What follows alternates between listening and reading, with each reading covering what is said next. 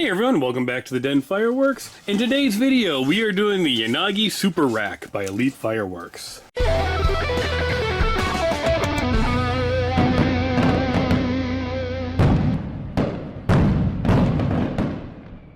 This is a 9-shot, 500-gram, 2-inch NOAB. They're saying we're going to get 175 feet of height out of this, and the effects are all Yanagi. I haven't seen that one actually called out before. I'm assuming it's a type of willow, but you know what they say about assume. Looking at the back on this, it has willows and dahlias. Colors bold gold, vivid green, and brilliant purple. So there's some nice colors on here. I'm assuming it's going to be the tips on it. And for performance, we have the best golden willow effect with green and purple dahlia in this finale rack. Finest willow strips and perfect round breaking, making an amazing super rack you would like to have. Now that Elite Fireworks is in New Hampshire, I'm really looking forward to seeing all of this house brand stuff that they have, as well as all the other brands that are available to get from them.